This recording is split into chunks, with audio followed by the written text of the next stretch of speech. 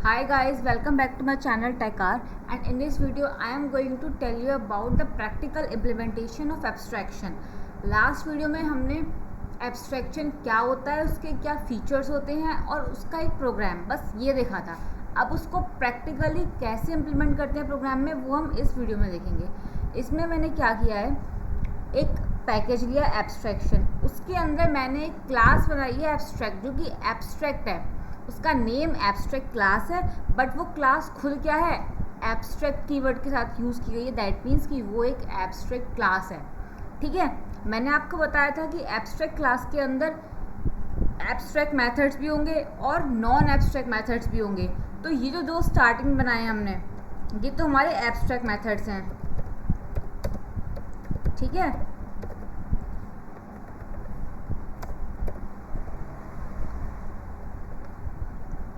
और ये जो मैंने लास्ट में ग्रीड बनाया है, ये मेरा नॉन एब्स्ट्रैक्ट मेथड है। दैट मीन्स कि ये एब्स्ट्रैक्ट नहीं है, क्योंकि इसमें हमने एब्स्ट्रैक्ट कीवर्ड यूज़ ही नहीं किया। ठीक है, तो नॉन एब्स्ट्रैक्ट मेथड। ठीक है, तो अब एक चीज़ और, जो एब्स्ट्रैक्ट क्लास होती है उसमें मैंने आपको दो वेज बताए थे एब्स्ट्रैक्शन के। एक होता है एब्स्ट्रैक्ट क्लास, एक होता है इंटरफेस।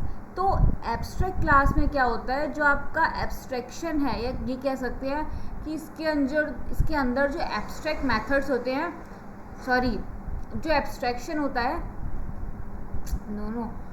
जो एब्स्ट्रैक्ट क्लास होती है वो हमको 0 से लेके 100% एब्स्ट्रैक्शन देती है। मतलब 0 भी हो सकता है, 100 भी हो सकता है, उसके बीच में भी हो सकता है। मतलब हो सकता है कि इसमें एक भी एब्स्ट्रैक्ट मेथड ना हो सकता है कि इसमें सारे के सारे एब्स्ट्रैक्ट मेथड्स हो, और ये भी हो सकता है कि कुछ एब्स्ट्रैक्ट हो और कुछ नॉन एब्स्ट्रैक्ट हो। ये मैं आपको प्रैक्टिकली इम्प्लीमेंट करके दिखाती हूँ।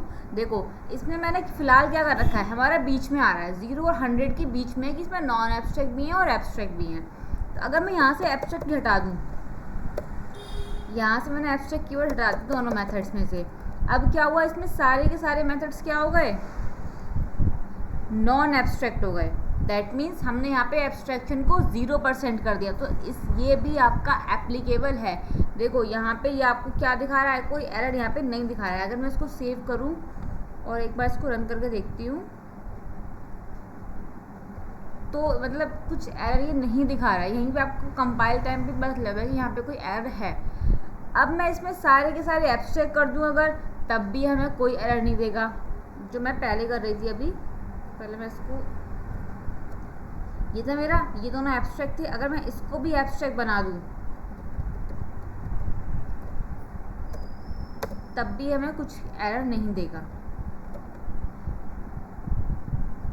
क्योंकि ये हो गया हमारा 100% एब्स्ट्रैक्शन।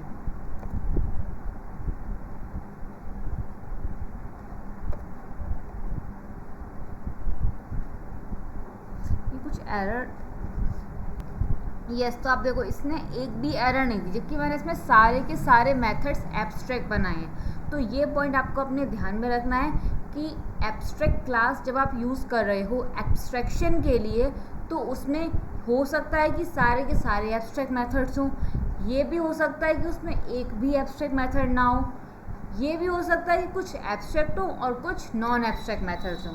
ठीक है, सो अब मैं इसको अपना पहले की तरह कर लेती हूँ जैसे था। यस,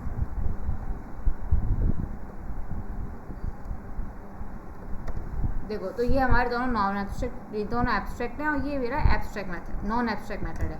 ठीक है, ये आपका पहला पॉइंट बहुत क्लियर होना चाहिए। दूसरी चीज़ कि आपकी जो भी एब्स्ट्रैक्ट क्लास है आप उसको इंस्टेंशिएट नहीं कर सकते।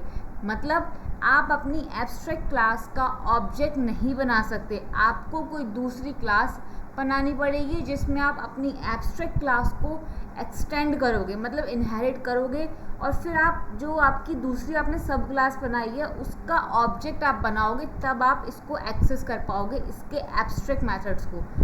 तो ये चीज़ आपको दूसरा पॉइंट बहुत अच्छे से ध्यान में रखना है कि आप अपनी एब्स्ट्रैक्ट क्लास को इंस्टेंशिएट नहीं कर सकते। अब मैंने यहाँ पे एक क्लास और बना रखी है जिसका नाम मैंने मेन रखा है।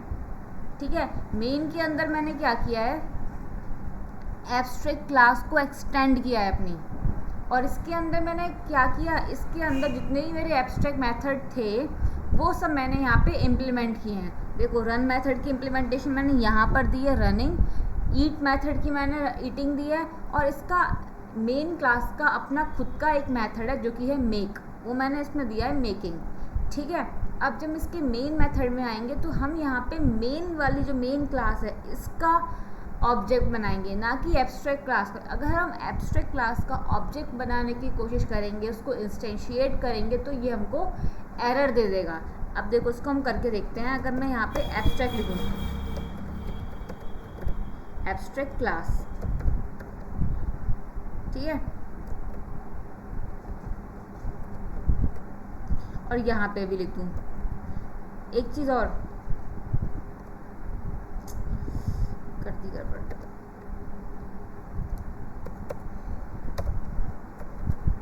Abstract class. अगर हम यहाँ पे ये क्या है, ये मतलब ऑब्जेक्ट नेम लिखने से पहले जो हम यहाँ पे लिखते हैं ना, ये होता है रेफरेंस। मतलब आप अपनी एब्स्ट्रैक्ट क्लास का रेफरेंस तो दे सकते हो बट ऑब्जेक्ट नहीं बना सकते। ऑब्जेक्ट यहाँ पे जो आप दे रहे हो ये तो रेफरेंस है, और यहाँ पे क्या होता है, यहाँ पे ऑब्जेक्ट बनता है। अगर आप यहाँ पे लिखोगे एब्स्ट्रैक्ट क्लास तो ये एरर देगा। देखो एरर क्या आई है इसमें,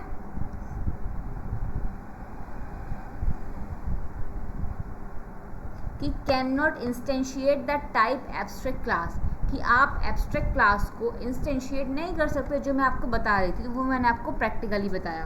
तो दूसरा पॉइंट आपको क्लियर हो गया कि आप अपनी, पहला पॉइंट एब्स्ट्रैक्ट क्लास के थ्रू आप 0 से लेके 100% एब्स्ट्रैक्शन अचीव करते हो।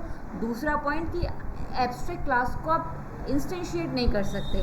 ठीक है, अब यहाँ पे मैं वापस से अपने मेन मेथड को लिख देती हूँ, ठीक है, और यहाँ पे भी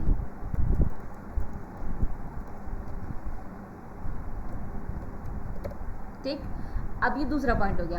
तीसरा पॉइंट हमारा ये कहता है कि हमारे जितने भी एब्स्ट्रैक्ट मेथड्स हैं हमारी एब्स्ट्रैक्ट क्लास के अंदर, मतलब ये जो हमारी एब्स्ट्रैक्ट क्लास थी इसके अंदर जितने भी एब्स्ट्रैक्ट मेथड्स हैं ये आपको अपनी कंक्रीट क्लास में, इसको बोलते हैं हम कंक्रीट क्लास, मतलब जो ये हमने मेन क्लास बनाई है ना ये हमारी कंक्रीट है, मतलब जो हमारे सारे के सारे मेथड्स को इम्प्लीमेंट कर रही है, यानी कि हमारी जो सब क्लास होती है यहाँ पे उसको कंक्रीट क्लास बोलते हैं, आपको ये ध्यान में रखना है।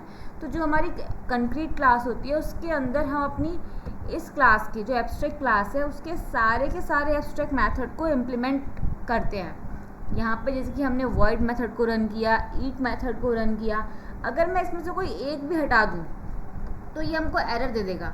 देखो इसको मैं अगर यहाँ कमेंट कर दूँ, मैंने कमेंट कर दिया, अब देखो इसने एरर दिखा दिया। क्यों एरर क्या आ रही है, ये बोल रहा है कि the type main must implement the inherited abstract method abstract class dot eat, मतलब कि ये जो इनहेरिटेड क्लास है यानी कि ये जो मेन क्लास है इसको अपनी इस एब्स्ट्रैक्ट क्लास के ईट वाले मेथड को इम्प्लीमेंट करना पड़ेगा क्योंकि ये एक कंक्रीट क्लास है।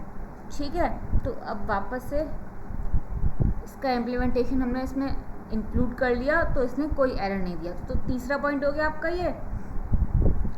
अब आपको एक चीज़ और ध्यान में रखनी है कि अगर आपकी जो कंक्रीट क्लास है उसमें आपने किसी भी क्लास या किसी भी मेथड का इम्प्लीमेंटेशन आप नहीं दे रहे हो तो आपको क्या करना पड़ेगा, अपनी उस क्लास को एब्स्ट्रैक्ट लिखना पड़ेगा। अगर मतलब मैं आपको दिखाती हूँ, ये दोनों ही मेथड हमारे एब्स्ट्रैक्ट हैं। अब मैं अगर इन दोनों को ही वो कर दूँ, इन दोनों को ही मैंने क्या किया, कमेंट कर दिया, तो अब हमें क्या एरर आएगी कि या तो मैं इसको एब्स्ट्रैक्ट बना दूँ, इस वाली क्लास को भी एब्स्ट्रैक्ट बना दूँ तो ये मुझे कोई एरर नहीं देगा, या मैं इस वाली एब्स्ट्रैक्ट क्लास के सारे एब्स्ट्रैक्ट मेथड्स को इम्प्लीमेंट करूँ। ठीक है, अब इसकी एरर हम पढ़ते हैं क्या कह रहा है। ये कह रहा है the type main must implement the inherited abstract method dot eat and the dot run, मतलब ईट मेथड को और रन मेथड को इसको इम्प्लीमेंट करना पड़ेगा। अदरवाइज अगर हम नहीं कर रहे हैं तो हम क्या कर सकते हैं, इसमें इसको भी एब्स्ट्रैक्ट बना दो, ABSTRACT। देखो इसकी एरर ख़त्म हो गई। तो ये आपके कितने पॉइंट हो गए, 1 2 3 4 पॉइंट हो गए, जो मैंने आपको छोटे छोटे पॉइंट्स जो हमें याद नहीं रहते बट मैं आपको दिखाए हैं। पहला पॉइंट मैंने आपको ये बताया, एब्स्ट्रैक्शन अचीव करने के लिए जो एब्स्ट्रैक्ट क्लास का हम यूज़ करते हैं, दो तरीके से करते हैं, एक तो एब्स्ट्रैक्ट क्लास और एक इंटरफेस। तो एब्स्ट्रैक्ट क्लास में क्या होता है, आप 0 से लेके 100% एब्स्ट्रैक्शन अचीव करते हो। मतलब हो सकता है उसमें एक भी एब्स्ट्रैक्ट क्लास ना हो सकता है उसमें सारी की सारी एब्स्ट्रैक्ट क्लास हो। ये वाला पॉइंट हो गया।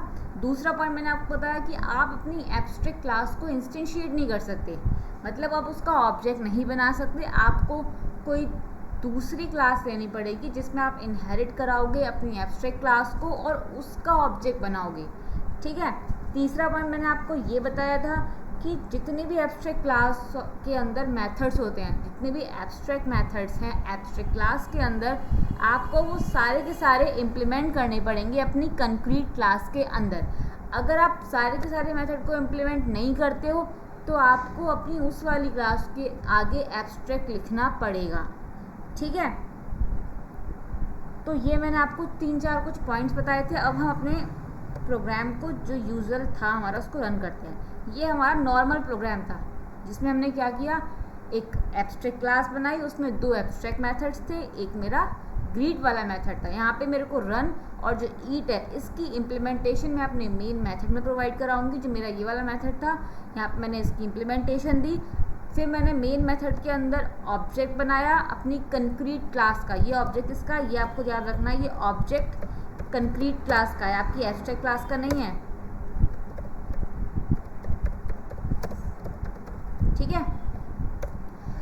अब मैं इस एम ऑब्जेक्ट की हेल्प से अपने इन दोनों मेथड्स को एक्सेस कर पाऊंगी, that means m.run and m.eat। अब इसको सेव करके रन करके देखते हैं।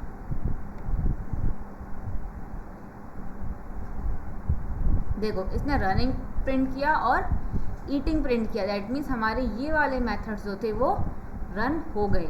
तो ये होता है आपका एब्स्ट्रैक्शन किसी भी प्रोग्राम के अंदर जो हम यूज़ करते हैं। मतलब हम क्या कर रहे थे, यहाँ पे हमने इसको केवल रेलेवेंट डिटेल्स जो थी वो हमने दिखाई कि हमें हमारा इसके अंदर रन मेथड है, इसका ईट मेथड है, लेकिन रन मेथड और ईट मेथड क्या कर रहा है ये हमने नहीं बताया। ये हमने अपनी कंक्रीट क्लास के अंदर बताया और उसी क्लास की हेल्प से हमने इनको एक्सेस भी किया। So that's all about abstraction through abstract class. Hope you like my video and don't forget to like, share and subscribe my videos. Thank you.